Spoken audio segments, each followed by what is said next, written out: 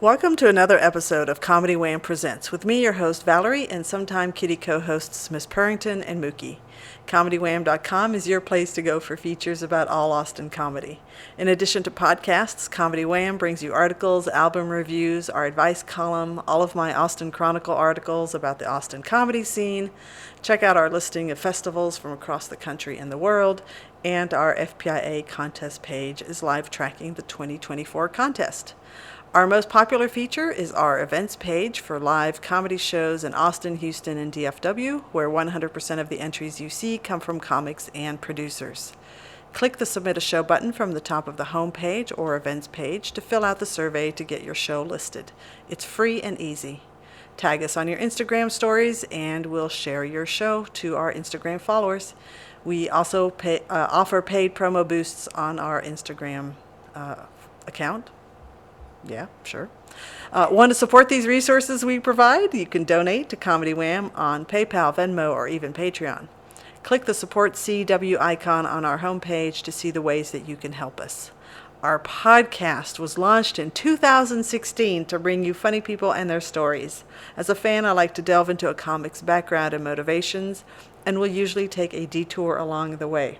Consider the interview a way for you to get to know the folks that make the Austin comedy scene one of the best in the country. And if you like this podcast, please rate and review us. Today, her Ellen Degenderless debut special came out earlier this spring. She is the host of Politically Non-Binary Podcast. You'll know why I'm laughing in just a moment. She's co-hosted other podcasts, including Gender Fluids and Leading the Blind. She hosts the Gay Enough weekly comedy show. She's got an OnlyFans TV comedy special. And it's been a crazy 7 years since we had her back on, back when her Instagram handle was @PoopTampon. And now ComedyWham presents our 3-time returning guest, Arielle Isaac Norman. Okay, I don't even know if that sounds like clapping. It's kind of like clapping and rain put together. It's like a hybrid, but okay. But either way, yeah, thanks. I can't believe I didn't even remember that Poop Tampon was ever my Instagram. I knew it was my Twitter. Maybe that's what it was, but I maybe don't know. It might have been. I don't have what any I usually memory. do with all my research is I'll list out all the social media handles, and I had it listed as. It probably was. Yeah. I But have back no memory then, anymore. Instagram wasn't as It was probably kind of a random. the stand-ups. And I know I also had probably like 5 different Yes. Instagram accounts over the course of time. There's still Yeah. some stray ones out there from the beginning days, so who knows? Yeah.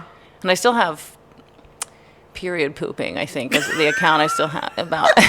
It's supposed to just be only pictures of, usually mine, but other people would submit like pictures of just like, when you poop when you're on your period, and then there's like a huge, because it's a period poop, there's like a lot of poop, and then the blood on, like when you get a good, but someone tried to buy that off of me once, and I should have given it to him, but I didn't, because I don't have time to keep up the period pooping thing. But if anybody hears this and you want it, I'll sell it to you at a reasonable price.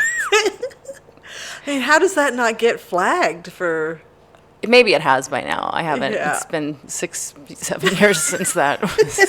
Let's revisit that account. Yeah. Everybody go visit period poop. See if it's still there. Well, we're off to a rockin' good start, Arielle. Welcome back. Thank you. You've had a busy 7 years. There was a pandemic thrown in, several podcasts, some acting. Sorry, I'm looking beyond you because my son is leaving. Oh. My son, who probably 7 years ago was like this tiny little thing, and now he's this tall. I was thinking that thing. Driving over. I was like, you don't have people here. You have babies. Yeah. Are they people now? Yeah. One of them's going to drive away. That's crazy. Yeah, he's literally toddler, I think. Yeah. Yeah. He's about to leave for college, so that's wild. That's where we're at these days. Anyway, so you've had a very busy 7 years. Although looking back on it, I don't know, how do you feel the time has gone? 7 years. I was like, what is even 7 years ago now? 2017? It's like in dog What a years. It really feels time. like 49 years. Yeah. Yeah, I mean, it's been a wild ride. I've been reflecting more lately on how the pandemic time really was quite the frustration for a lot of us, but for me, and because career-wise, I feel like I had momentum and was like working on things and getting somewhere and kind of like on a trajectory. Although who knows, because the trajectory thing doesn't really ever make sense in comedy, but just so much changed beyond just the pandemic, but it slowed things down, and kind of in some ways that's a good thing. And I try to see everything as happening for a reason, even if there's no God determining the reason. We can make reasons out of whatever does happen. And so in some ways it's really cool, because by the end of 2019 I was like, okay, I can't stay in Austin anymore, even though I've always wanted this to be my home base. And I didn't want to live in LA or New York for various reasons that I still agree with. And so, but I felt like I can't grow here anymore, and I have to do something, because by 2019, it was like most of our best comics, we would lose to LA or New York. And so it was finally like, okay, I've kind of like accomplished everything here. Like I'm at the top of the scene. And I don't have anyone I can really learn from anymore or really grow. Like there's no spirit of competition for me, and oh my God, I got to be better because that person just did that. And I wasn't being inspired enough here. And so I was going to move. I had this kind of weird plan to kind of go to Las Vegas for a bit, and then kind of, be going back and forth to LA while doing that. And kind of, basically deciding should I move to LA? Should I kind of get a foothold there and move to LA, or should I go to New York? But then the pandemic just halted those plans. And so then I was like, okay, well, let's just take some time here. And then it's funny, because I think I started listening to Rogan at all in, maybe spring of 2020. A coworker kind of alerted me to this whole world of podcasts and the internet that I hadn't really known about. A lot of kind of heterodox thinking, basically, which I've always been that way, but I didn't have that community. And so, not an online community anyway. And so all of a sudden Rogan starts talking about getting out of LA and going to Austin. And at this point I realize how powerful, Rogan is, how powerful JRE is, how career making that kind of stuff can be. And then he says he wants to open this comedy club here and whatever. And so I was like, oh my God, it's all going to happen. I don't have to leave Austin. It's coming to me. And so, but it was such a weird time, 2020, certainly comedy slowed down a lot. And then I spent the first half of 2021 doing a van life thing, basically not doing any comedy at all, and not really interacting with very many people other than my then girlfriend at all. And having a very cool time to just gather wood and cook over a cast iron on the fire, and just have every most amazing meal of my life, and just run and climb and read books. And I got to the point of reading 10 books a month, and my attention span was back, and it's probably all gone now. So where's the, damn it, I can't. Yeah, no, they're laughing at me. Oh, okay, no, that's not what I meant, but we'll figure it out. All right, so how far around the country did your van life take you? Did you go west, east, up and down, the whole thing? No, I mean, there's no real whole thing anyway, but it's just kind of just around the west of the country. Okay. So, West Texas, Arizona, New Mexico, California, little Utah, that kind of stuff. We didn't get even into the north, 6 months it was back and forth, because we also spent some time in California visiting various friends and family and stuff. And so we didn't want it to be let's go try to see everything. The point was really to be away from it all, and to just live as minimally as possible, and to just focus on, running and being outside and everything. So when I came back midway through 2021, it was really cool and thrilling. Colton Dowling is now running Creek in the Cave with Rebecca, who moved it from New York. And, it's Creek in the Cave is somewhere I had performed once or twice when visiting New York over the years. And I remember it from even 2010 when I briefly was like, I should start comedy, and then ran away from it. And so I knew it was a big deal. I knew that she had, that Rebecca and the Creek had been this big thing for certain comics who really blew up, and it was just, and I was like, wow, this is cool too. And so Colton calls me up and is like, hey, do you want to do Big J Ogerson, who's been a hero to me for a long time?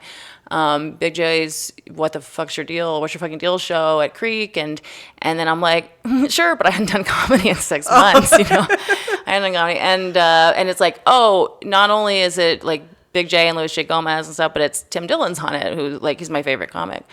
Sorry, Louis, but favorite active comic. Although Louis apparently has been performing a little bit again, but just for fun, And so I did it, and it went pretty well. Like, I would love to have been even stronger, but it's like 6 months out, and here we are. But it was really a cool experience to have, and like, I made friends with Tim. I'd met him before in Vegas, actually, but I feel so stupid because I just assumed he wouldn't remember me, and so I don't like, because I'm such a fan of his, like I don't fangirl very often, but like because I am such a fan of his, and I was just like, oh, good to meet you, and he's like, good to meet you, and I think in his mind he was like, good to meet you, like wait a minute, I do remember you, it wasn't that long, but who knows, but So we you didn't connected. address that? No, we didn't, and we connected, and he gave me his number. I think he's changed it since then. I was so bad at like following up. I still don't know if I actually like love someone as a comedian. It's really hard for me to figure out how to just be normal with them, just be a friend and be like, hey, whatever. He's like, we'll have you out to the pool. But then he's also like, I hate Austin, I'm getting out of here. So it was kind of like, I don't know. So, but point being, and that was actually the night Tony Hinchcliffe had just gotten like canceled for the Pong Dong thing. And so, but then he showed up, and it was like this whole thing. And so it was a really cool, interesting, like, wow, I'm back. And it was also like, pandemic's over in Texas. Here we got all these comedy clubs. No one's wearing masks, and it's and so it's been an interesting time. And I think in a lot of ways, I'm really glad that I had been gone for the first half of that year, because I would have been tempted in beating myself up to like, should I be doing open mics and stuff and show people? But I think it's like I need to learn how to position myself and present myself as above things, like to show like, no, I actually, like, I'm a badass and you should want me, I think I have a lot of that kind of like, oh, be humble and, and just let everyone kind of realize you're cool, but you have to sell yourself. And so I think it helped me to be looking like above that I just kind of came in and then was like, okay, yep, now I'm here. But anyway, so, when Mothership finally opened up, they, did these auditions, and Asan Ahmad had asked me if I wanted to do the audition for the door guy. And I was like, I guess. I don't really know if I want that position exactly. I'm not sure what this means, but like, yeah, I'm going to do it. And I got the job, but then they were like, well, we're going to pay $15 an hour, and you're going to do 3 nights a week here at least. And, you can trade shifts around and whatever. But I was like, but I'm going to be traveling already, like during the training time. And then I travel, and like, I don't need Mothership to get spots. Like, I get lots of spots. And it sounds like it's going to take away my ability to do spots. So I wound up giving it to someone else, because I thought, someone else can use this better than me. And they were really promising me that, I would be very welcome at Mothership, and that I would still be able to like work there and things. And I still regret it sometimes. Like, I don't know whether to regret it, much like many things in life, because I think it would have been really cool to just like get in there.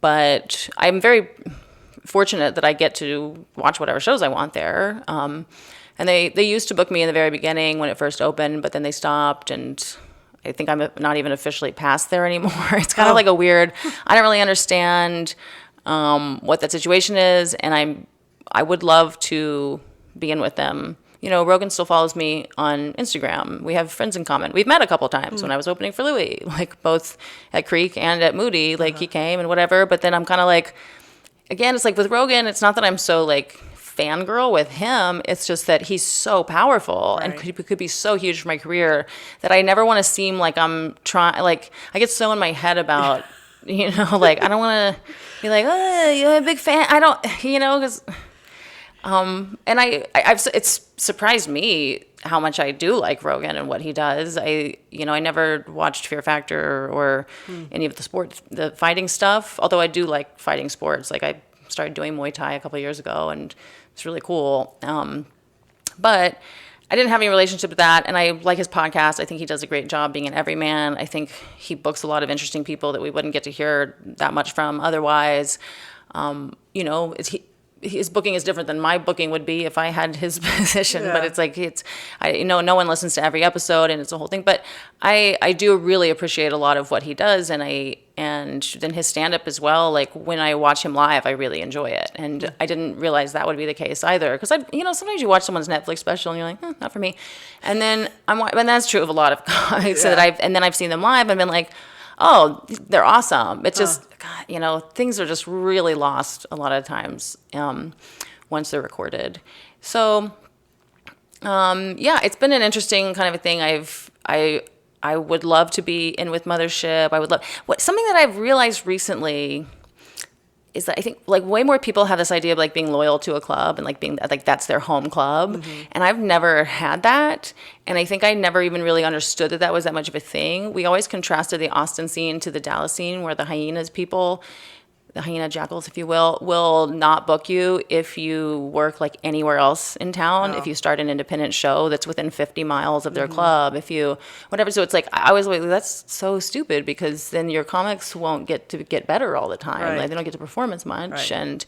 And you have it's a large city, Dallas. The DFW has enough room for several comedy clubs, right. And as well as as many independent shows as you have neighborhoods and days of the week. Yeah. Even big cities like LA and New York, you may be passed at one club, but you perform everywhere. Yeah. People get passed at multiple clubs. There's probably an emotional somebody has a big ego. I don't understand it. So but I always thought because in Austin, when we just had Cap and Valve, it's like, well, they weren't really thinking of themselves as competition. It's like Valve's a Sixth Street small thing, and it's very like A club, B club, and so I never thought of anything that way. I just thought I like performing everywhere. I love performing at different places because it's different audiences, and I want to like try out my stuff with different people and like meet everyone. And so I've always been that way, but I'm kind of starting to realize like, I should probably be somewhat loyal. I wonder if people have feelings about me spreading myself around so much, like because I just realized the other day, like I don't think I've been to the Creek more than once last month. I think I went and saw a show. It's like, and I'm like, I used to go to the Creek way more often. I feel like I haven't, and it's such a social thing. But if I don't get booked on a show, then I don't necessarily go. And then I've got my weekly show at East Austin Comedy, partly because it's right near where I live. But I just like a small club because I like that feel of that intimacy and everything. But it's also because I don't know how to market. I don't know how to do promotion. I still don't know. And the rules are always changing. The algorithms are always changing. I know some things, and I put effort into it. I put money into it, and I still just, I'm finally realizing like it's not the channels of just sending it out shotgun style. Even the ads, like. What really works is finding a group. Like recently I found this Lesbians of Austin group that has a few thousand people. And when I post my gay show there, then I get the lesbians coming out, and I got to figure that stuff out, and getting, kind of newspapery stuff to, do profiles and stuff like that. But so I felt bad because I'm like, I hope Rebecca doesn't think like I wouldn't want to be doing my show at Creek. It's because I know I can't sell enough tickets. Or at least I don't think I'm trying to figure out how to like get people to come out to the show to get to the point where I feel like I could do it there, and and maybe the Creek would be able to, their side of things would help sell tickets. I just don't. I don't know. I don't know their marketing model all that well. I'll see various. Their videos have been cooler and cooler lately. I've noticed. I know Sunset Strip, they tag us on everything, and I like that venue. It's an Moon Tower favorite for many years as a venue. Whatever it used to be called? I don't even remember. Was that I think that was the one that used to be the Parish, but now Parish is what used to be North Door. Right. I know it's such a. You have to keep track of all these legacy things. But yeah, but so I'm at this place where I perform everywhere all the time. Like, kind of, I think everyone likes me, except for maybe the guy who books Mothership. I don't know. I don't know. We don't even have to use his name. Well, yeah, let's not. But I don't have any opinion toward it. Like, I don't know him at all. I would like him to like me. That's all. But it sucks because when I do the Mothership, they have their open mic and then the cruise show. And so when I do it, they put me on the cruise show, so you get 5 minutes instead of 3, which is better, although I still don't really love a 5-minute set. But what I don't like about doing cruise show versus mic is that they have the lights down for the mic. You can see the audience. And then they're supposed to be like, ooh, now it's professional, we're making it nicer, and so we're going to put the bright lights on the comics. I hate that. In a small room like that, especially, like if it's a theater and I don't see people, like, okay. Yeah. But if it's a small room where I need to connect with people, I want the lights down. I want to be able to see the audience. I need to see their faces, especially in a room that's hostile to me, which the little boy is, because a little boy on a Sunday or Monday is, because you've got people who are only paying $10 to get in. Okay. It's mostly dudes. It's mostly people who are just hoping Rogan shows up or Hinchcliffe or whatever. I see. And there's that kind of dude with that attitude of like crossing their arms, like, all right, let's see. It. Yeah. And if you look like a them feminist vegan bitch to them, it's a bit of an uphill battle. Yeah. And people get confused because my comedy is pretty smart, and I have to be a little bit subtle because I spent so many years training in like how to get liberals to listen to me when I'm attacking their points and making sure they don't realize that I'm doing that, while also keeping compassion for everything else. And I also make fun of, conservative ideas that are too conservative, you know what I mean? But like, I like to make fun of things from every different angle, and people, especially when they're so polarized, if it's an anti-woke crowd, let's say. And I'm like, I always want them to be like, I hate the woke shit too, you idiots. I am giving you the arguments to criticize the excesses of the woke. I am laying it out for you. But you can't see that because you're like, pretty sure this is one of them days, I'm like, okay. So anyway, I think I should just ask to do the mic instead of the cruise show. I think it would be better for me to just do that. Yeah. But I just haven't even done it in forever because. So this episode is turning into just your own personal brainstorm. Yeah, that's how every.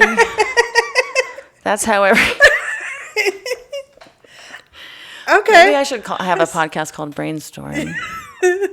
Damn it! I had one green tea. You're also very tired. Not on the air, but you talked about your travels and your adventures over the last 24 hours. Yeah. But you asked a very broad question. Yeah. How have the last 7 years gone for me? And I'm like, well, these are the things. Yeah. But I mean, on the other hand, it's like I'm also touring. I've been trying to balance like figuring out the kind of content that I want to make and doing that, and then also like booking tours and stuff. Because I'll go and book like little cities and little tours and whatever, and I'm trying to figure out how to do that and just keep like kind of inching my way toward building an audience so that I can sell tickets in different places. Right. And so I'm doing that, and I'm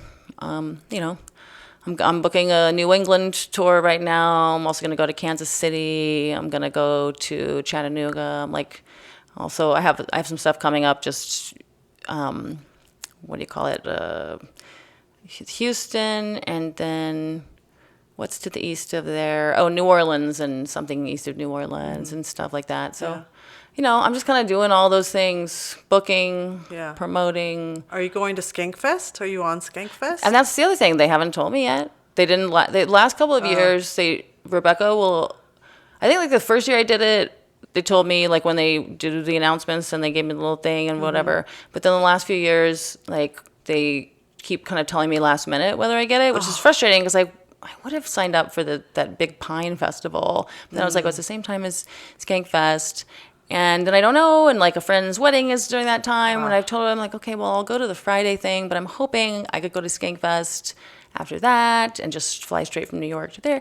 And so I don't know, but I mean, they say that, but at the same time, like, Rebecca has put me on Skankfest every year since 2021, and she treats me very well when she does it. And she's treated me better each year than the last. So I hope, that's why I started thinking about the creek, and I was like, oh wait, like I haven't, should I be loyal? Does she feel like I'm not, but I don't know, there's so much unknown in the comedy world. Yeah.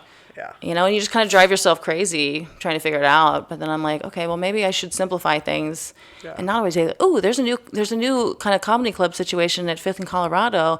They're doing shows Fridays, Saturdays, and Sundays, and it's like, so that's, we kind of have like our 14th comedy club, and you know, like let me go perform there, and I just want to be everywhere, and maybe I should focus. I think I have ADHD, but then I'm like, no, I'm just a millennial. We all have ADHD. Our very first podcast together, you were, well, I guess what we talked a lot about was your OCD at the time. I just feel like such a piece of shit millennial, because it's like, oh, maybe I'm a little autistic, maybe I got ADHD, maybe I think we all just have our phones. I think it's just, we've all done this to ourselves. I don't know. Can I tell you that one of my favorite things that I saw you do, which is very narrow cast, I don't know that more than a small number of people saw this, but during the pandemic, you and Colton did a video series that was like 3-4 episodes. Jean-Claude Van Damme. Yeah, it was so funny. I love that. Yeah, I wish I'd watched it. I don't even know if I ever. I guess I'm sure I watched it when we first put those videos together. Funny. So good. Yeah, I wish we. The two of you were great. It would be fun to do another thing. And your character was hilarious because it was leaning into, and I don't know, do you think that was kind of your start into exploring this, like, getting into your podcast of the political non-binary and like kind of walking that line of being apolitical and kind of showing the mirror to both sides, you know, of the arguments. Do you think that was kind of a start of exploring this part of us? Because, I mean, 2020 was a crazy year politically. Well, I don't think that's definitely not the start of it, because I think I've always been quite politically non-binary. And I actually, with your introduction, I think I'm going to give that name up. First of all, I've started seeing other people just use it. And even though they got it from me, whether they know it or not. And so, but it's like, because sometimes people hear that and they think that they mean I'm non-binary in a gender way for political reasons, and which is stupid. And so I really just want my YouTube channel to be the thing. So instead of it being like, this is the podcast, I think it should just be AI Norman for the YouTube. I think I've decided I'm being Arielle Isaac Norman for my stage name, and everybody who can't spell all those words or keep the name Newman out of their head because their brains put Isaac Newton and Norman together, you know, so what? Why am I catering to dumb people? You know, like, they'll figure it out, and as I get bigger, you know, it'll be less of an issue, but whatever, you know. But people keep telling me they love the Arielle Isaac Norman thing, so I'm like, fine. And then I want the YouTube to be AI Norman, and I'm transitioning right now, but I'm gonna get the you know, Instagram, everything, so that the podcast feed and everything is just AI Norman. That makes it easier for people to find me. So it's gonna be kind of like, there's Arielle Isaac Norman is the full name, AI Norman is the shortened name, and that's gonna be how I kind of make everything work. Because Arielle Isaac Norman is like too long of a handle, say, for Twitter. Like, they won't let you have that long. That's why I didn't do Alan Degenderless on Twitter, because it was too long. So I'm Hot Hannah Gatsby on Twitter because I thought it was so funny. But you would be surprised when people post stuff and they they tag me as saying something, how much hate they get. Like, I can't believe you would have Hannah Gatsby on your podcast, she said. And I'm like, do you think Hannah Gatsby would call herself Hot Hannah Gatsby? Okay. I run a fan account, and people always think it's like blazed in the summary. It's like, this is a fan account. I always get comments from people, DMs, that are like, "Oh my God, you guys were so funny this morning." I know. I'm like, people, come on. So weird. People are dumb. People are dumb. Sorry. Yeah. No, and so, but anyway, that tangent is just about the politically non-binary inclination of mine, and I think I've had that since I was a kid, because being raised a Mormon in Texas, I was already kind of between worlds, where I was just a devil's advocate, and at in secular situations, I was kind of defending the religious and this Mormon specifically, but sometimes just religious. And in religious and specifically Mormon situations, I would be defending other points of view, and I was always questioning everything, and then being gay threw another level into that. And I've never been someone who, because like everyone else who was gay when I was in high school, like when we were all kind of coming out when we were 16, 17, they were like, how could you be religious? That's so stupid, like being gay is whatever. But for me, I'm like, well, but if my religion is true, then we're talking about my eternal situation. I can't be like, oh, I'm just going to fuck chicks for this lifetime and then go to hell or whatever, and that's not even really what Mormons believe, but like I needed to go to the good heaven and everything. And so it was not like this simple thing for me, like, oh, I'm gay, so I'm not a Mormon. It was like, well, let's think this through. Like, and it was always, when people are sitting there, you're born gay. And I'm like, I was interested in psychology from a very young age. And neuroscience and everything. And so, I really looked into things as much as I could and twin studies and everything. And I was like, well, I don't think it's as simple as we're born gay. And, I would come to really understand like that argument was politically expedient, very reductive.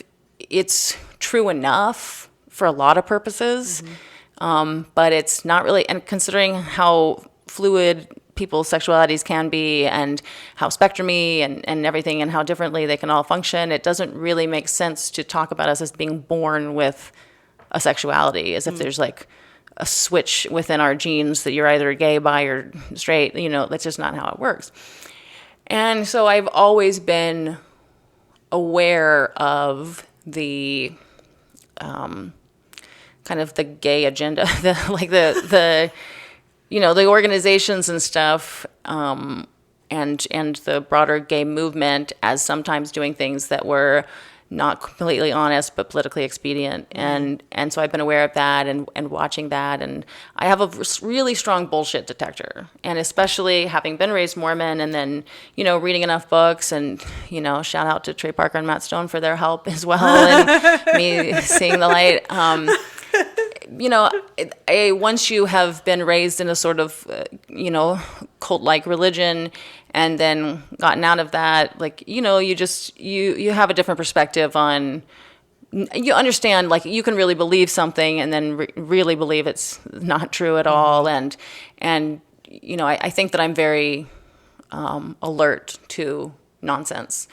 And so I was paying attention to a lot of the stuff. I mean, especially once Trump was elected, the left really lost its mind, and I could see that, and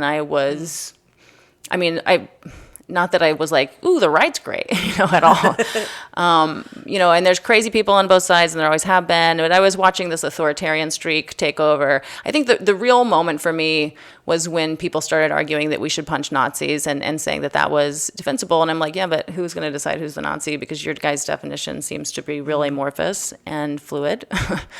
And we got to take your word for it if you punch somebody that they were a Nazi, And so I knew, and as a comedian, it's like, that's what I got into this for. This is what I love, like listening to George Carlin and Chris Rock and people really questioning things and looking at sacred cows. So for me, it's always about whatever's the dominant paradigm is what I want to be questioning and making fun of. So that's only kind of probably, it's just become, for some years, many of us had to be in the closet about our criticisms of the left to some extent. I would certainly talk about things in person to most people quite forthrightly, and sometimes on stage somewhat forthrightly. Yeah. But finally, by 2020, things in the gender world had reached a fever pitch for me where I did not want to be silent anymore about a lot of the bullshit.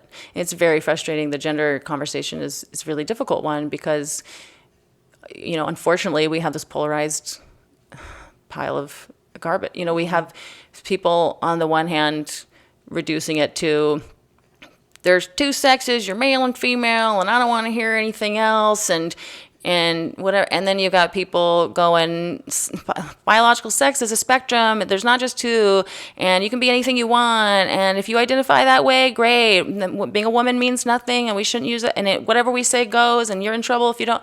And I just am like, no, we need there is science and there's reality, and we can talk about that. But there's also, there's a lot of wiggle room in terms of gender expression and roles and everything like that. But then we also need to figure out how to be compassionate to people while also being fair and protecting. And we I'm trying to see everything from every angle and make things make sense and everything. But it's really hard because, it's like I was saying about the mothership, but the same is true when I make stuff online where I talk about my opinions. People want you to be like pro something or anti something. And it's like, that's not a reasonable way to be thinking of just about anything. Yeah.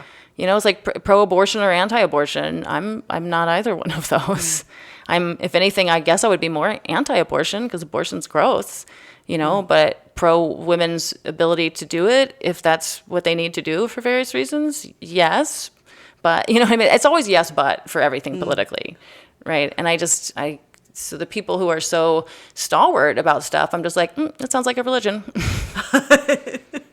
If you can't question your beliefs, then that's like when the Mormons told me not to get on the internet because they might talk about how there weren't horses in the Book of Mormon times, and I wouldn't have the spirit with me if, it was like when J.K. Rowling was in her thing and then she had written her letter. It was literally like people on the internet immediately being like, do not go and read J.K. Rowling's very reasonable letter. And not that you have to agree with all of her positions to say that, but because I think she's gone about some things in a really wrong way and sometimes she's wrong about things.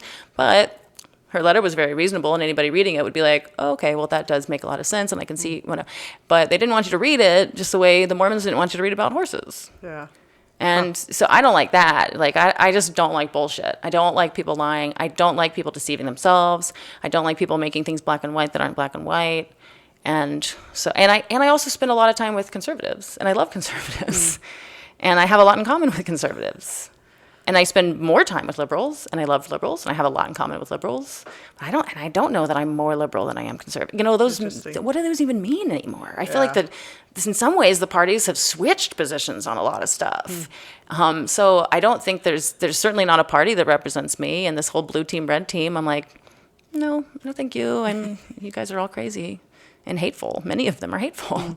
And there's also good people everywhere. And I think there's like most of the country, I think, is still like closer to the center than those fringes and basically wants the same things. And we definitely have some disagreements, but we also, generally like are reasonable. And if we kind of, all talk to each other, it's not as bad as people imagine. I think it's like getting the YouTube views. It's the loudest, most like, shocking, get the shock value. That's what's going to get the views. But That's the what's majority hard. is like, like our podcast on YouTube. It's like, we get some views, but not all the time. And it's like, nuance we're kind of more doesn't sell. centrist. Yeah, nuance doesn't sell. It sucks, it's a really hard way to grow your career, grow your brand, grow your YouTube channel, anything, because people want their opinions confirmed, and they just want to know that you're on my team and I'm going to like this. And if you are going to, if you don't care, then you can be, you can be outlandish in the way that you title things and the way you say things, and you can be, because what people like is like anti stuff. They like it when you're against something. Yeah. I had a friend who had me on her podcast, Bridget Fedesi had me on a podcast of hers, and she says my YouTube video, episode with her is doing, better than so many of the other ones. And I thought, oh, that's really cool. And then I looked and I realized she had titled the episode, "Is This Hate Speech?" And I'm like, I know why it's doing well. Oh, yeah. I know why it's doing well. Of course, you listen. It's like, I don't think anyone would come away going, oh, I don't even remember why she titled it. I think we were discussing someone else's something and kind of whatever. Yeah. But, I'm like, people, that's what you want to click on. And I get it, because when we're all so mad, we can all be so mad at the stuff that pisses us off. Yeah. And you want other people to be airing your grievances as well. Yeah. So I got to think about how to do that. Nuance, but with lots of anger. I'm going to lean into anger lately. That's next. That's my move. But that's, that... Righteous anger. That just breaks, like, the zen of Arielle Isaac Norman to me. Well, I got to figure out a way to be zen but angry. Okay. okay. This is okay. Once you figure that out, Okay. let us yeah, know. because my cortisol levels are probably too high. But I had this experience because I just watched Ellen at Radio City Music Hall. She's, Amazing. in one of her Wow. last, she has only like a few nights left, and she says she's out forever, and I believe her. It would be weird for her to come back after I mean, she's releasing like a Netflix. AC/DC or The Who in their final tours for the last 40 years. Yeah, I don't think she's going to do that the way but she's going to put out this special on Netflix in the fall, and that'll be that. And I still hope to meet her after that. But afterwards, like at some point I realized that everybody was waiting because they thought she was going to come out the back door, and there's a lot of people like waiting to like see her. But then I was like, okay, I don't know if she is coming back. This is a rumor. And also all these people have their phones out. And I'm like, I was trying to be like, guys, maybe we should not have our phones out, because if she walks out and we're all just paparazzi her, like she's going to immediately walk in there. But if all of us didn't have our phones out and we were like, hey, we love you so much, she might spend a little bit more, even just a little bit more time going like, hey, she might look up and go, whoa, there's a group of people without their fucking phones out. Like, oh my God, my fans love me, But if you have your phone, she doesn't even know. We could all hate her with our phones out. You know what I mean? Like, there's that dumb bitch, and just trying to get something for her. And it just breaks my heart to see these kids. And I said that in this one woman. I was like, yeah, I want the picture. And I'm like, you fucking dumb bitch. Why? What are you going to do with that picture? Yeah. A picture of her being rushed into this car by security. Yeah. And then they did, because Chris Rock had come out, because he was, had watched the show and was hanging out with her, and they surrounded his car like paparazzi, and were like hovering. The security had to like be like, make room. I mean, they're trying to leave. It was crazy. Wow. I hate it so much. But because that was happening, and I was like, well, and I was super high. I was too high to really do this, but it was a great way to watch the show. But I realized I had some of my little Ellen Degenderless business cards, and I was like, well, these are all fans of Ellen. Like, let me just hand them out to people. And most people were very receptive, despite my being so high that I was like, I didn't know how to like talk and sell myself at all. But there's one guy and his girlfriend, and I should have really just addressed the girlfriend. He was closer to me though, but I just kind of like started this thing about like, hey, you guys probably like Ellen, so whatever. And after my little 10 seconds of whatever, he goes, no. And I was just like, okay. And I walked away, and then I heard him like kind of like turn to his girlfriend and kind of laugh and be like, hey, dumb bitch or something. And it bothered me, but I just moved on and started talking. And I really wished that I had the presence of mind to be like, you know what, thank you, because I probably wouldn't like you either. And I'm glad you didn't waste my business card. Bye. Wow. But instead I like let myself like feel small and whatever. And it's like, this piece of shit, like, okay, so you just watched this hour-long thing about love and whatever, and you feel so good being like saying no to someone. It's like, I know we're in New York and people get approached about stuff, but it's like, you're in line waiting to see Ellen for half a second, maybe. Yeah. You're a fan. Someone just came up to you and said, hey, if you like Ellen, I'm also the stand-up comedian who loves her, and like I do this Ellen Degenderless thing on it, whatever. I have this special, and like I think you might like it. And you're holding no. It's like, do you feel big about that? Like, okay. But point being, I'm just like, you know what? I'm so tired of like acting humble, acting like, oh, I need everybody to like me. That was one of her themes too, about like, needing people's approval instead of needing everyone to like her. And I'm like, I wouldn't like this guy either. If you're the kind of guy who says that, it was almost like he was thinking I was going to hit on his girlfriend, kind of a vibe, that kind of weird. The guy's protecting. And I'm like, what? Maybe your girlfriend would like my card, like she might. Right. Like, do you even like Ellen? Like, what is this? Or maybe because of the genderless thing, maybe he thought that I was too woke. I mean, who knows? Yeah. But I'm like, whatever's going on, I wouldn't like him either. So why am I going to feel bad about him not liking me? Yeah. And I'm like, I really have to stop caring what other people think. And I think that's the thing, like, to move on in my career, to really get somewhere. Like, I need to be walking around this world with my shoulders back, knowing I'm awesome and that not everyone's going to like me, and they shouldn't. Yeah. There's a lot of people who shouldn't like me. They're too dumb. They don't like to be challenged. Whatever it is. Maybe they just don't like the flavor. I agree with you that you shouldn't care, but here's my pushback to you. Mm-hmm.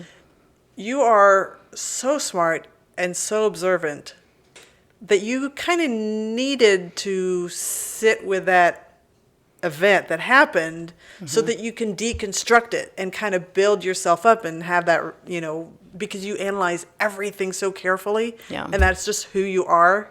And I only know this from having talked to you the first time in 2016. You analyze everything so much that all of these interactions, yes, at the end of the day, you shouldn't care about this person. But you were able to dissect that experience to then say, yeah, I shouldn't care about that guy. But man, wasn't it interesting that, he talked to me in this way. And at the end of the day, pretty quickly I realized, I wouldn't like him either. Okay. I'm like, which one is she going to go with? Well, yeah, but I mean, I don't even think that you are pushing back because, I'm not regretting that I had that experience. You know what I mean? Yeah. What I'm saying is that experience was useful. And what it did teach me was it's okay. I need to get used to rejection. I need to get used to people not liking me sometimes. And what I don't need to do, it's fine that I had that in that moment. Again, I was so high. I don't know what I would have been like. I would have probably sold myself better and he probably just would have taken it if I had not been that high. But being that high, everything happens for a reason. What I learned was, you know what? Don't be that high. Because there were so many other people who were like, because usually to the other people, like some of them I would explain, like I accidentally ate a whole edible because I got weird, you do that thing where you have and you think, well, I don't have anywhere to put this other one. It's fine. I'll just eat it, and they were laughing and I was being like weird, funny and everything. Yeah. But because I was too high and I was weird with this guy and then he just rejected me in that way. Yeah. I had that experience of realizing like, it's that coming up with the comeback afterwards thing and realizing it doesn't matter that I didn't do it in that moment. What matters is that I realized that I could have. And that instead of walking away and hearing him laugh at me, I could have gone, I wouldn't like you either. You're so right. Bye. And feeling just confident. And instead of, you know what I mean? Instead of me feeling smaller walking away, I can feel like, great, good. Okay, we're non-playable characters for each other. Goodbye. But that doesn't mean that I'm less than him. And that's something I've been, trying to help a friend of mine see. She's always putting people on pedestals and feeling rejected preemptively. But when I'm like, you wouldn't probably like that person either, And so why are we going to feel rejected and feel like I don't like most people? Not like that. You know what I mean? Like, I shouldn't say I don't like most people, but you know what I mean? I don't like most people enough to like be really friends with them. Yeah. And not everybody needs to be my fan. That wouldn't make any sense. Yeah. And so I need to just be more comfortable with this idea of like someone not liking me doesn't make me any less likable. Right. And I can still hold myself high going, oh, okay, great. Thanks for saving me the time. Bye. Yeah. You share so many stories, and we've talked about the history. I had forgotten. We now do this little intermission in the middle of the episode with Esther Perel's Where Should We Begin card game. I don't know if you knew she had a card game. I think I've seen it advertised to me, but yeah, Richard who's our web guru, gifted this to me, and so I've incorporated it. So the way we play it here is you're going to point to one of these two cards, and if you want to point now, go ahead. Point. Okay, I'm going to read this one to you after you read that one to me. So we're going to do this exercise and answering questions from Esther Perel. A time someone broke my trust. Ooh, a time someone broke my trust. Shouldn't I just say, what is a time someone broke your trust? That's true. Oh, the grammatically correct. Maybe it's a therapy thing, making it an I statement. Yeah. I don't know. Okay. Oh gosh, I'm sure it's happened. Since we're in the comedy realm, somebody who this is not at you because I know we did have to reschedule, but somebody who doesn't show up for their interview, and they because this has happened. They schedule it with me, and then they will tell me some really lame excuse. COVID. Day of. Can't be COVID every time. Yeah, no. I've heard so many things, and if I'm afraid that if I say the things that have been used as excuses, they'll know. Not because listen. Everybody listens. Everybody to who this goes to the podcast listens to every episode. Yeah. Word can get around though. You never know with people. Yeah. Yeah. So I'm willing to forgive once, but if you do it multiple times, you're on the Valerie list, right? That is in here, stored and locked for no one to know about. So, yeah, that breaks my trust pretty quickly. Yeah, people flaking more than once. It's pretty Yeah. rough.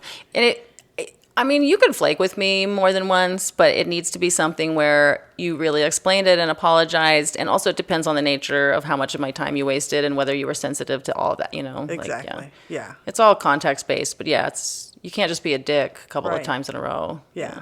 Yeah. No, not with me. Waste my time once. People. Shame on you. Yeah. You. Waste my time twice. Shame on me. Yeah. Oh my God, I cannot believe this card. Oh, no. Wow. Okay, Arielle, you're not going to believe it when I read it out to you, so I'm going to turn it right away. A time I felt rejected. Isn't that crazy? That's crazy. God. Yeah. Yeah, well, there was a time I could have just waited and done that story instead of preemptively talking about myself and going on it. But maybe I should feel... Do you want to talk about a time that your trust was broken? Not that many times have my trust really been broken, like, so directly, but maybe I can come up with another time I felt rejected. I'm sure I've felt rejected plenty of times. I mean, of course, we've all been rejected from comedy festivals and things, or like they didn't put me on Moon Tower this year. I felt very rejected about that, and that's another thing where I'm like, should I be trying? I mean, I do go to CAP, regularly, whether, like headlining the Red Room or featuring for people and whatever. I'm, doing FPIA again this year, so, and I'll be I don't even know whether there are 3 or 4 rounds this year. Do you? Of the semifinals? Because last year it was like quarterfinals, then semifinals, then skipping quarterfinals. Okay, that is just straight semifinals. to semifinals. Yeah. I think there's acting 5 like semifinals, which is right. The whole thing is not... like 6 months long. Yeah. I don't really even think is. we're exaggerating. Yeah, it's just like May to November or something. But yeah. So my semifinals then will be September 3rd.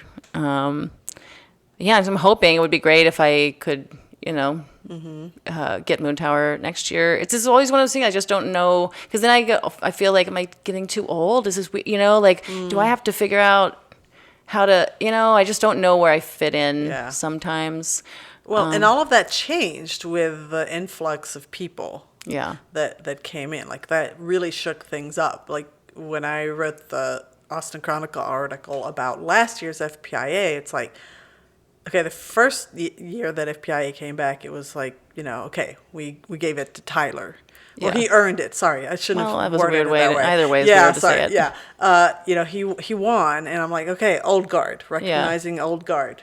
And then last year, it's like, okay, 2 out of the 3 have only been in Austin a couple of years. Well, I think 2 years ago, most of the new people didn't even know about FPIA. Right. So they they just weren't in it. Yeah. So to me, this year is the first year that it's like, okay, it's kind of normal now. Yeah. So, the old guard comics have just kind of had to figure out, where is my role in all this? And, I forgot. I'm pretty damn funny. So, well, it's... I mean, how many of the old guard are even still doing it? Oh, well, yeah.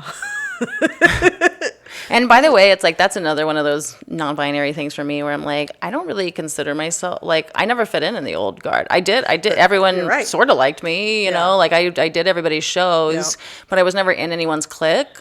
And so it was very natural and obvious. And like, for me, it's like everything happening in the Austin not everything, but the growing of the Austin comedy scene for me is just a boon. And like all the people whining about it, I'm like, yeah, because you guys want to be a big fish in a small pond, and now you are small fish in a big pond. And this is... You have to adapt. You have to adapt. If you care about this, like, this is my career, but for a lot of people, it's their social scene, and I realize that, and not everybody's in comedy for the same reasons, and that's fine. And so I guess I kind of feel bad for you if you wanted to have the old Austin scene, but like... That's your problem, and you could move to, I don't know, some little town now if you wanted. Yeah.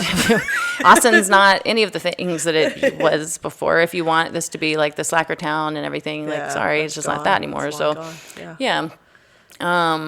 But yeah, so, I mean, I think I feel rejected every day, all the time. I think that I feel like it's been very hard for me my whole life to feel like I'm like belong.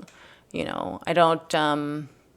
I think I'm weird, and I think I don't want to put words on that anymore. Like I said, autism, who knows what anything is, but I am just kind of weird. And there's plenty of obvious reasons for that, but I'm kind of weird and I don't click with everyone. And that's another thing I've had to realize is like, I've always tried, I want everyone to like me. And it's like, yeah, but I don't even if I want someone to like me, like on stage, like if they're my peer, I want them to think I'm a good comic, but like, I don't want to, there's a lot of people who like hanging out in big groups. I hate big groups. So I don't want to make friends with the people who want to hang out in big groups. Right. Because ultimately that's not somebody that's going to be in your contacts, your favorites. Yeah. I want the people who want to break off so that 2 people are talking at once, maybe 3, maybe 4 if we all really know each other. Yeah.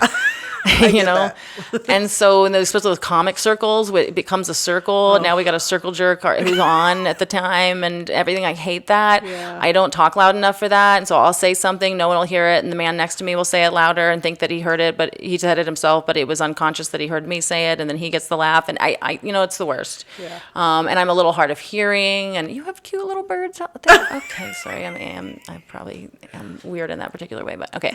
But they're so small. Hummingbirds? Yeah. Oh, yeah. We've got a whole, there's a tree off to that side that's just filled with them. They're so cute.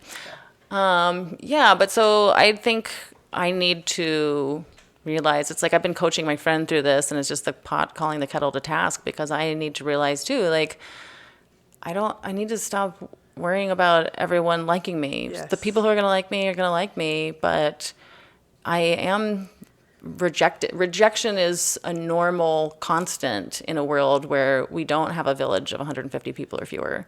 Yeah.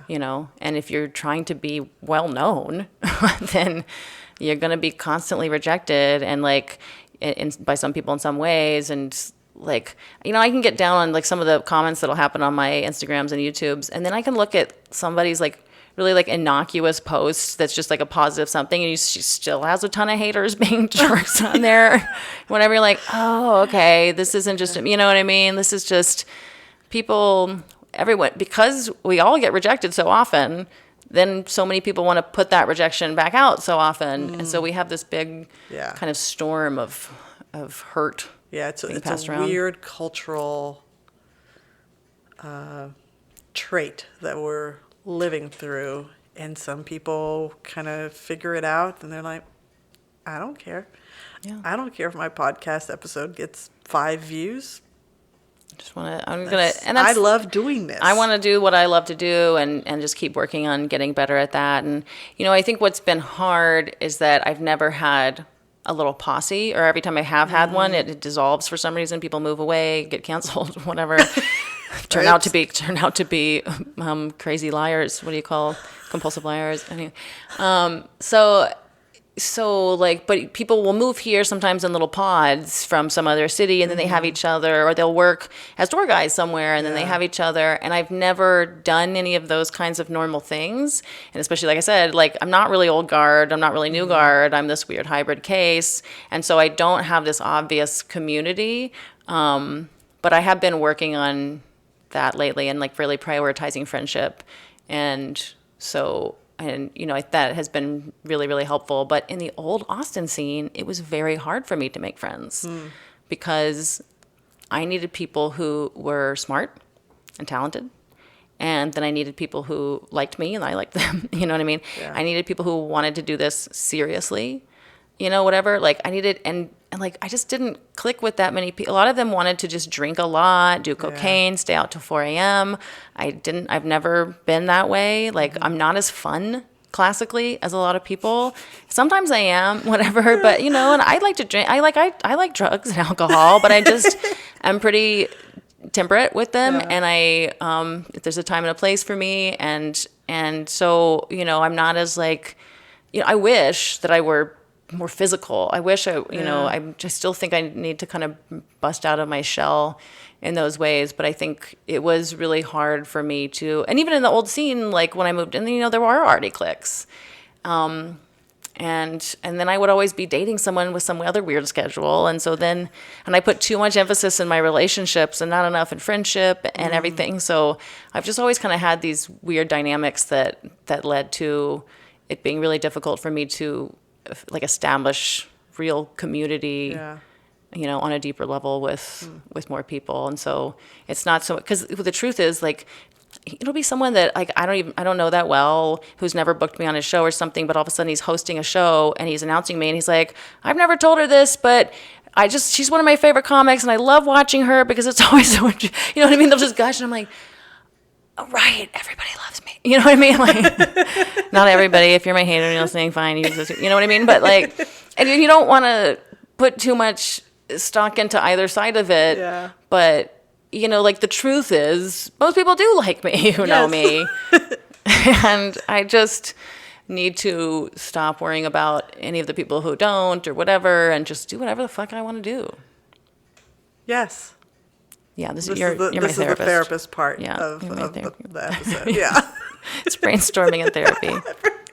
There's the title. I had one jasmine green tea, dude. And I always used to blame this on coffee. I don't do coffee anymore, so now I'm sensitive to even the tiniest stuff. Maybe I shouldn't do any coffee. Oh, gosh. Yeah, it's funny how many times I hear from the person sitting in that chair, I'm not really a social person. I don't like to stay out till 4 at night. And it's like, you're all a community of misfits and you just don't realize that everybody has, yes, there are and I'm going to be very, very, profane here. There are bozos who are doing cocaine till 4 in the morning and think that is the comedy career. No, it's not. I'm sorry. Being on stage for 50 minutes, 30 minutes, an hour, and actually bringing the crowd along with you the entire time and having them, like, piss their pants laughing, that's what you're chasing. Yeah.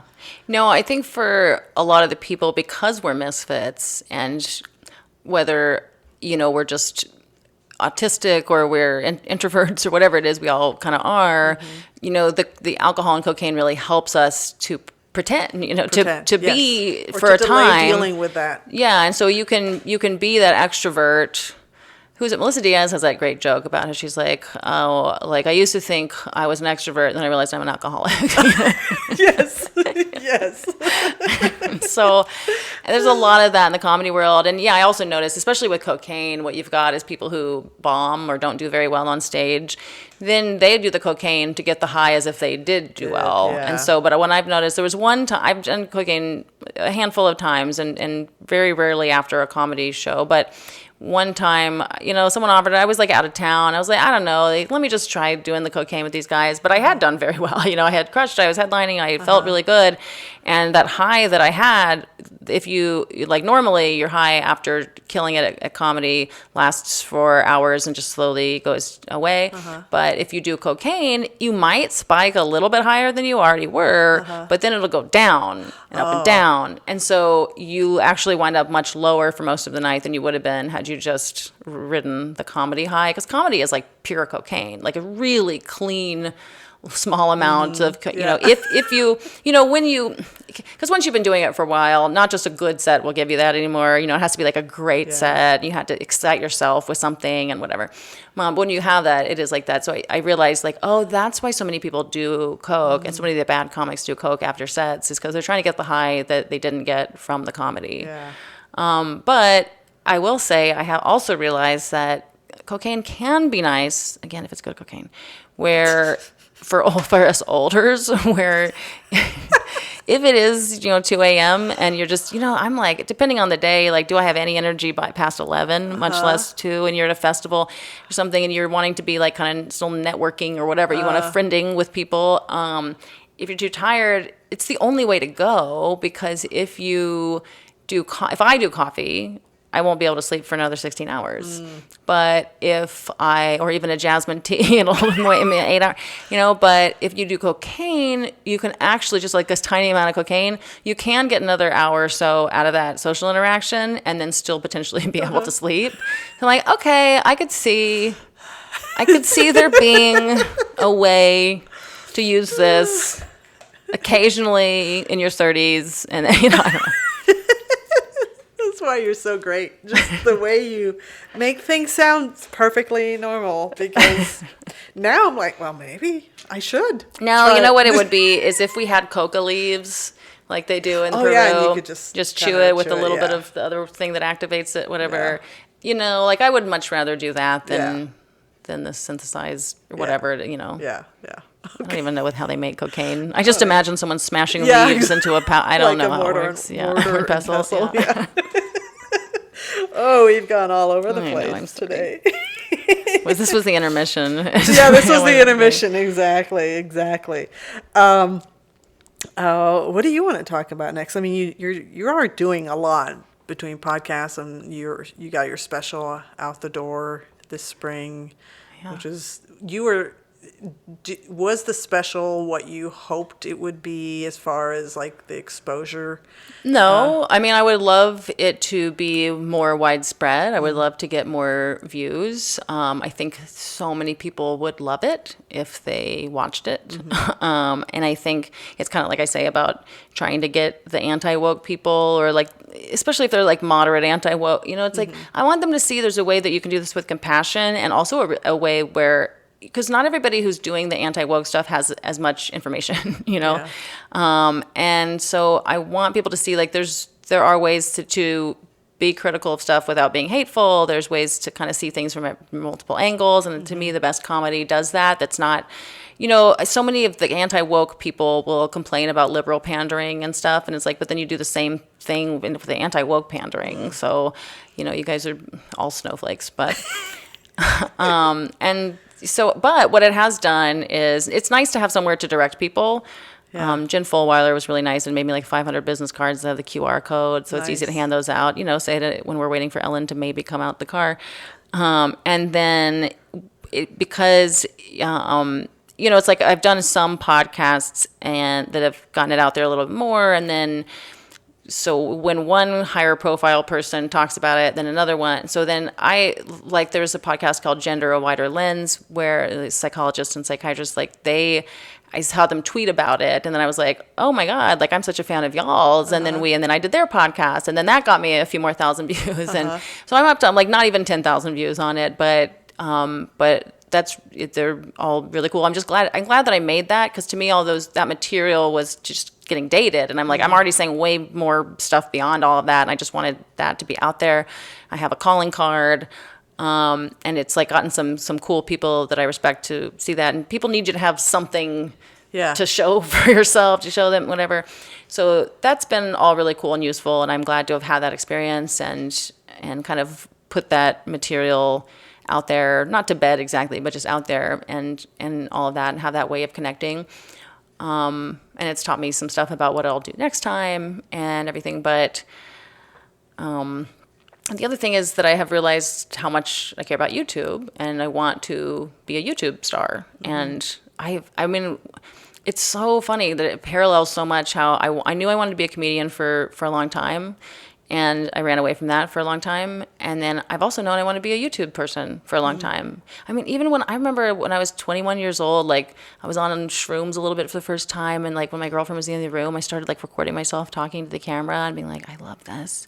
But I was embarrassed about it. And I've always been so embarrassed about that. And it's been a little bit of it's kind of like when you start rock climbing, everyone's a little bit afraid of heights, and you have to just let yourself fall from 4 feet, then 6 feet, then 10 feet, you know, onto the mat. It's just a mat. But it does feel scary until you do it a few times. And that's how I'm feeling about this. Like, it felt scarier until I started doing it. And now it doesn't feel as scary. And you just feel like such a douchebag, you know? But I'm like, why would I feel like any more of a douchebag doing it on YouTube than on stage? Like, it doesn't really make any sense.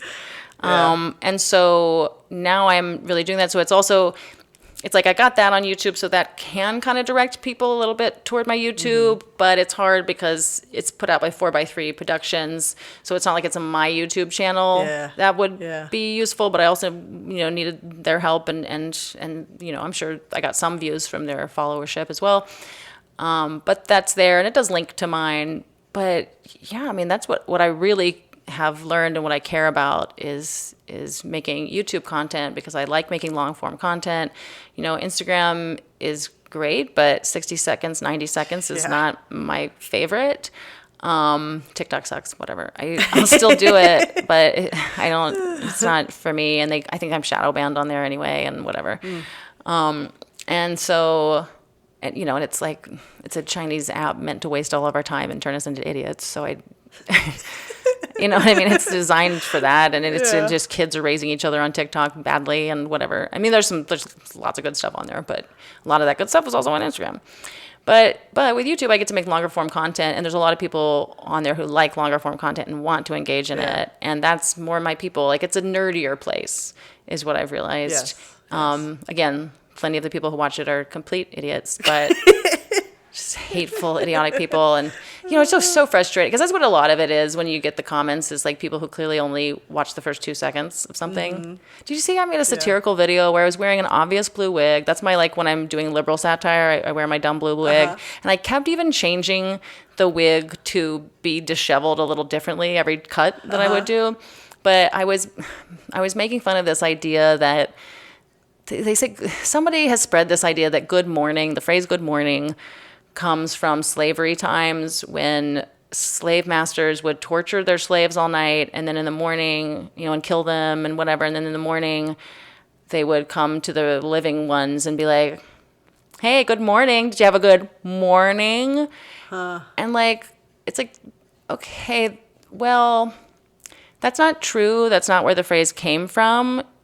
Obviously, historically, whatever, and it's also kind of weird. It's like, I don't think that many slavery was horrible, obviously, but like not that many slave owners would like spend their nights torturing people and killing them. Like, you mostly wanted your slaves for economic reasons, so it's not like people were like, let's just kill them and torture. There weren't that many just sadist slave owners who didn't care about their bottom line. So it's just like a weird story anyway, but like, is it possible that there were some slave owners, at least one, if not a few, who made this really bad dad joke after, someone ran away and then they, like really horrible things did happen. And it is possible that some piece of shit made the world's worst dad joke. But it's not where the phrase came from. And so there's these people on, TikTok and Instagram and YouTube who are making this good morning really common. You need to say, and that's been around for a while, because this grand rising term was but it's one thing to say you shouldn't use the phrase good morning, because some people have used it that way a long time ago. Even that I think is dumb, because it's like, guys, no one thinks that anymore. No one thinks anything bad when you hear it, you know what I mean? So like, you're greeting someone. Why are we putting racism into something that at least no longer has it? But it's definitely not the origin of the phrase. And so I made this satirical video saying, not only should you not say good morning, but you should step on morning glory flowers. And I'm like, did you know Guten Morgen actually comes from the Holocaust?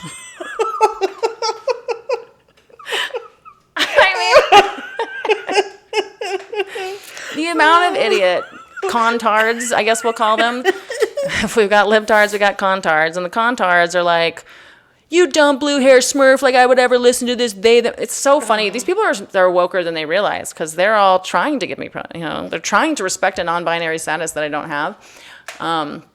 And so, because I've never identified as any, people can call me whatever they want to. If that's how you want to label me, great. But it's so funny to have conservative people respect it, you know what I mean? Like mocking what they think are my pronouns, but actually, anyway. And so, but it's like, but I'm like, you didn't watch past the 7th second. If you didn't get to the Guten Morgen part, or if you got to the Guten Morgen part, and you still said that, and you still think that I'm being serious, you've got a mind virus too. Yeah. There's all kinds of mind viruses out there. But anyway, so it's fun to make that kind of content. I like making these kind of, whether it's shorter, but on YouTube, it's like I've been told 8 to 20 minutes is a really good length of time for a lot of your content. And then especially getting people on board, and then you can make little shorter ones to kind of show people. But a lot of times my longer ones get more views than the shorter ones, which is awesome, because I don't really want to make the shorter ones. It's, as you know, it's hard for me to get myself to be concise and brief. Brevity is not my strongest suit. But but that's really fun, and so I like YouTube, and I've gotten so much more into YouTube lately, and that's what I want people to, because I have 20,000 followers on Instagram, but I haven't been able to really figure out how to grow that anyway. partly because I don't devote my entire life to it, which you kind of have to at this point. The algorithm's not what it used to be. It's all kind of, but every one follower on YouTube means so much more to me than 100 followers on Instagram. Yeah. Because Instagram, it's so easy to follow someone, no one cares, whatever, and they probably still won't see your content anyway unless you figure out how to be on it all day, every day, Right. serving you got the app that tells you the words of the day and the song, and I'm like, I'm not doing that. But a YouTube person who actually wants to engage with my I think it'll be easier to get those people out to shows, to get those people to send me money in one way or another. Yeah. Yeah. Yeah. All right. I don't remember what your question was. I don't either. That's Oh, good. That one worked. Is there anything we haven't covered and talked about that you want to talk about? Let's see. We haven't really spent that much time. Well, I guess we kind of spent a little bit of time on the podcast.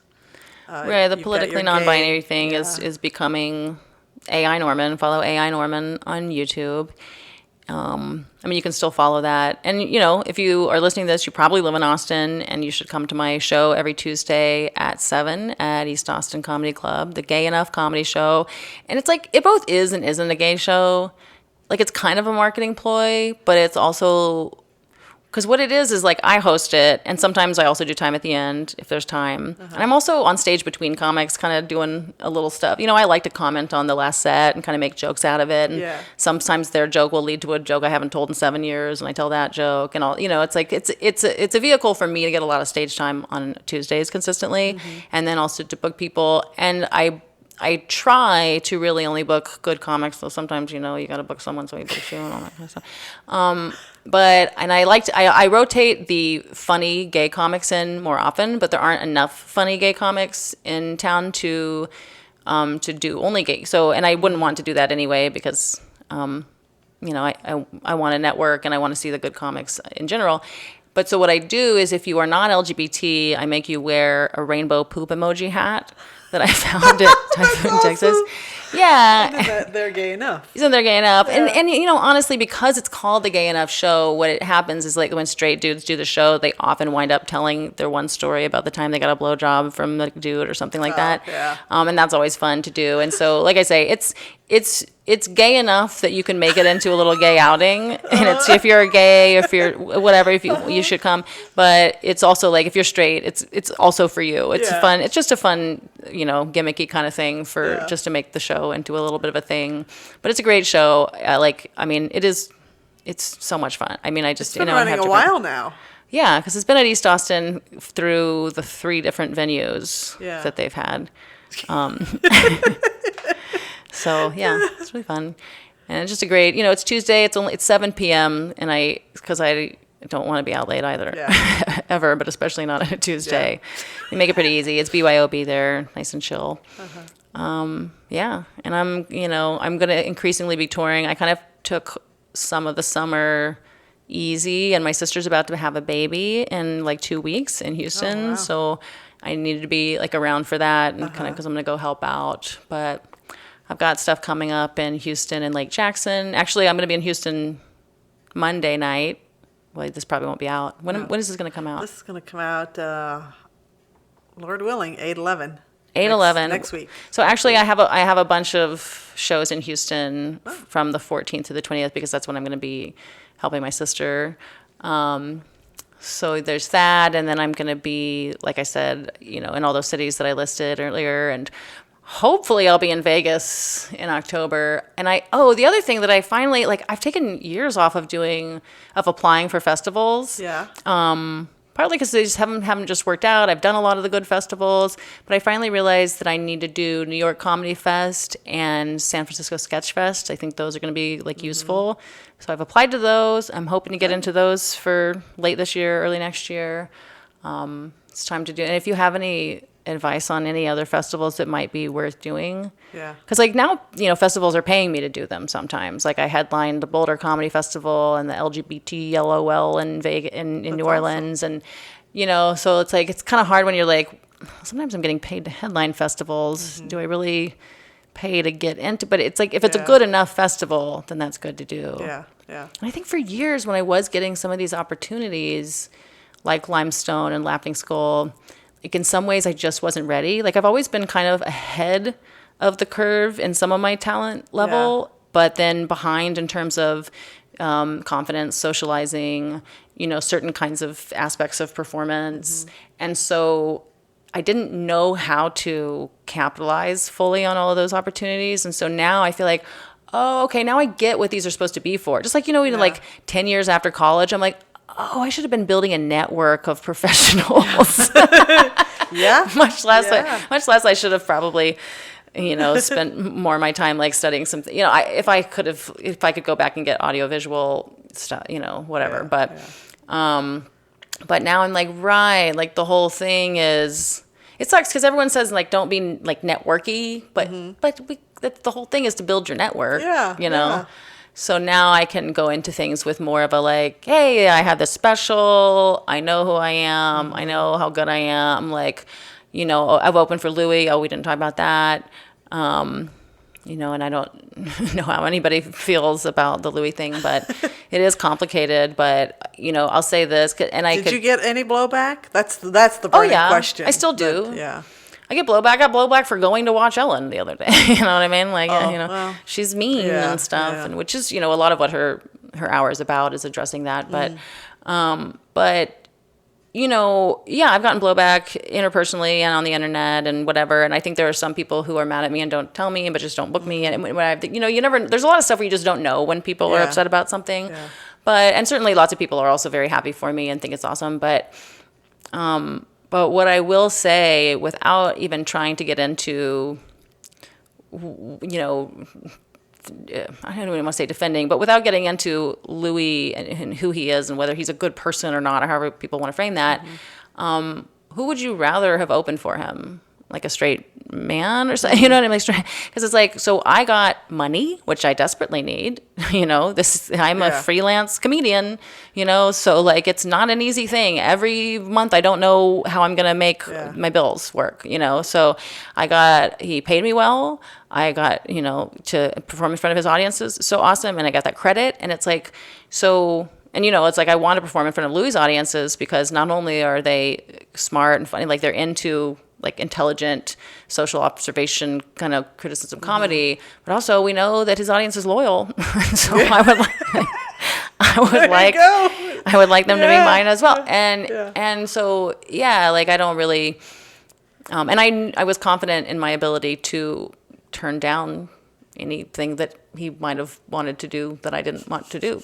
Do you know what I mean? Like I didn't, and it's like in a very different podcast, I could talk for 3 hours about the nuances of all of that, and I have a very nuanced take on him and his and my relationship and our interactions and everything. But at the end of the day, I love Louis, and I think that he's probably not a sociopath, probably not like a bad guy who just doesn't care. I think he means well. I think he's always been very honest with us about a lot of his shadow self and through all of his projects. And I really value that. And I think probably Ellen is also not a sociopathic bitch either, but I don't know. Someone has sent me some compelling stuff about the satanic art on her walls and the Epstein Temple, motifs of her set. I don't, I'm always like, dude, I mean, it's possible. She's that good of an actress and everything. But even if that's true, I think her stand-up is still so good. I think, and I think both Louis and Ellen have contributed so much, not only to us laughing, but also to our. I think morally they help us see things clearly. I think that they both have done so much good, and it's possible. That we have to really separate the art from the artist because there's all these geniuses out there who are putting out truly wonderful, saying the things that we need to hear. I mean, even as simple as, remember Louis pointing out to us all that the moment that they had Wi-Fi, in the airplane, and then they were like, and it was like the first flight, like, wow, we're gonna have Wi-Fi here and it's free for everyone. And then 5 minutes into it, they're like, sorry guys, the Wi-Fi actually went out and we're not gonna have it. And this guy next to him was like, God damn, this is bullshit. And he's like, we're flying through the air, and that kind of stuff, and like, and about parenting and everything. Which, like, I really think we could have used Louis' voice from 2017 on through the pandemic. Like, I think it would have been really good to have him be a stronger cultural voice when it comes to all the things that were going on in our culture and with parenting and everything. And it almost makes me think that there are people who really don't want us to have some of our strongest moral clarity voices out there because, because a lot of what good comedians, and particularly Louis, will do for us is to point out our hypocrisies, to point out our moral blind spots. And people don't want to hear that. It feels bad to realize that you have a shadow self too, that you haven't examined. And I think that on some level, the people who get bloodthirsty in these cancellations, they like going, oh, you pointed, it's not even necessarily, like with Ellen, it's like you say you're kind, but really you're no better than the rest of us and maybe worse. But with Louis, it's not even so much that, because he never presented himself as a particularly good person. But it's more like, this guy, like, he doesn't know anything. It turns out he's a total pervert. So like, I can be an ungrateful, spoiled piece of shit because I'm better than I'm better. Yeah. And people just want to feel better than someone else. And that's not, I'm smarter than most people, but better than most people? No. In fact, smart people can often have a really difficult time being good people because we can convince ourselves that we're right about just about anything. Although I say that, but like, man, I'm pretty sure about what's going on with this Imana Khalif thing and the boxing with the whatever. But then I was reading something today because I'm like constantly researching. And then if I get into a little thing on Instagram with somebody, then it sends me into more research. And I was reading something going, oh, I might be wrong because of that. And then I go, you know what? Look at that. I think I actually do a pretty good job. I'm always going, I might be wrong. Let me look up this and see if this is true. Did they fully masculinize, or is it possible that they are somewhere in between male and female physiognomy, But then I'm going back further and I'm like, okay, I'm back to thinking, no, if it is 5ARD, I think that is full masculinization, but I do think that I have that kind of thing because that's something I've cared about, and it's something I've developed since I was a kid of like, I love being wrong. I love that feeling of everything I just believed was not true. This opens up a whole new world. Interesting. You know what I mean? So like, I'm always looking for, and I want debate. Like, I love debate. Yeah. Like, I think that I should lean more in that direction too, is like actually debating people. I guess we should close, but I'll end with this little story because I think I'm particularly good at it. For a long time on Politically Non-Binary, when I was doing it, it was like people were going to come with their controversial opinions and would discuss it. And I'm like, look, I'm going to agree with you about stuff and I'll question you about stuff. But ultimately, especially because I was having a lot of comedians on and a lot of people that I would just meet in life, like a lot of people that I would have on really kind of ultimately like don't see that far apart with me on some of the issues that they would bring up, because I would let people confess their own controversial opinion. Yeah. But most people, if it's a controversial opinion, I probably agree with it, at least to some extent, But what I actually want to do is start, when I have, because I think on my podcast, I think a lot of it's going to be solo, but maybe once a month I'll have on a guest and do that kind of episode. And I want it to be an actual debate a lot of the time because I like doing that and it doesn't make me uncomfortable. And I want to find people I really disagree with. I recently had on someone on YouTube. Their name's Sam, and he runs a clinic in Portland to like transition kids, basically. And so I very much disagree with him about a lot of stuff. I mean, not everything, though. I don't disagree with him as much as some people do, you know. But it was interesting to have that kind of podcast. But I also didn't really debate him so much. I mean, I kind of asked questions to like bring things out. And I'm like, I really want to debate. And I think this comes down to that thing of like, I don't need everyone to like me. And I think I should lean into finding the people who want to have those. And I was having a conversation outside of East Austin the other night where it was a couple of people who had come to Gay Enough for the first time, and then another friend of mine, and we were all talking, and I was wearing my Kennedy hat, and so we were talking about politics, talking about some of the gender stuff, but just having like this kind of robust conversation.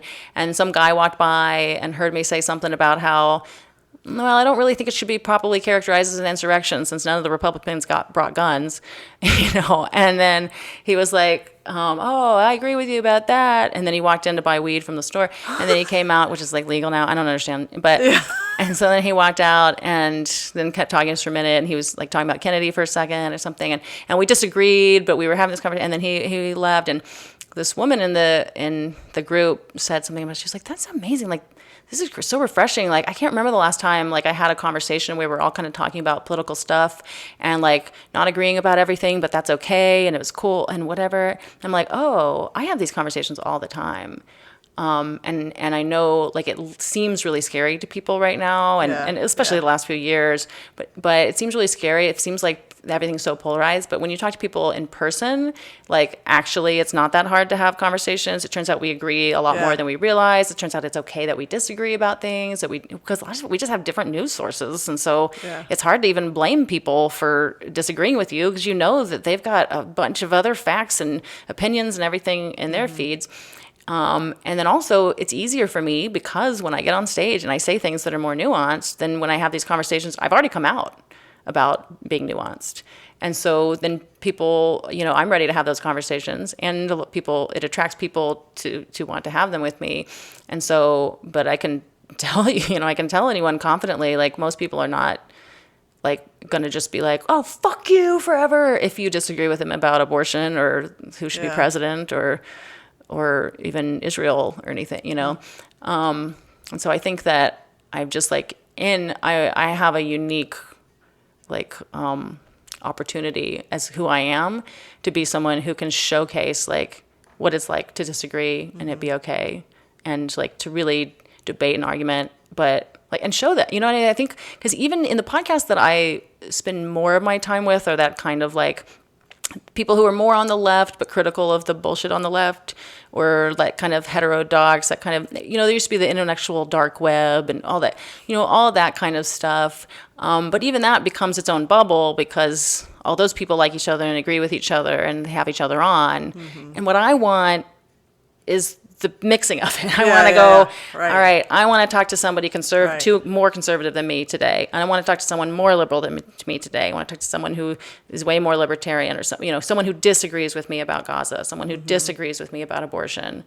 It's hard to disagree with me about abortion, though. Because that's the part. It's hard to disagree. Like, I do see everyone's point on just about everything. Yeah. And I think that makes it a good. It's like, maybe there's a different word besides debate. Yeah. Do you know what I mean? But I want to have difficult. With debate, because my son did 4 years of debate. I did debate in high school. The strongest debaters can understand both sides, and know the arguments of each side. Yeah, and I did debate as well, and so that's also part of why I have that. Yeah, I used to have to defend things that I didn't believe in all the time, and you don't want to become, like, a moral compassless lawyer type person, but But I think what you've taken away from that experience isn't so much of you had to defend, a side that you didn't necessarily believe in. You informed yourself of all the sides. You want to be able to steel man your opponent's argument, if you will. I don't usually think of things as, like, having an opponent, but you want to be able to explain the side, a perspective that you don't agree with,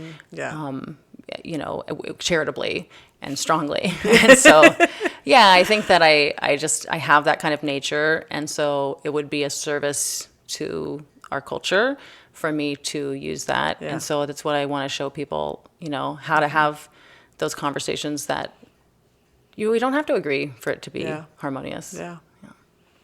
Okay. Thanks, Valerie. All right. That was pretty good. Well, that is a wrap on ComedyWham Presents Arielle Isaac Norman, Volume 3, or as you will soon see her on her podcast, AI Norman. I tripped up too, didn't I? I almost said Newman too. Oh, damn it. Arielle, tell us where we can find you on social media and promote your projects. Yeah, I kind of already have, but let's reiterate in case someone was waiting for this part. Most important thing is AI Norman on YouTube. Go subscribe to that, please. You'll be my 556th or 7th or 8th or whatever subscriber, and I will love you forever.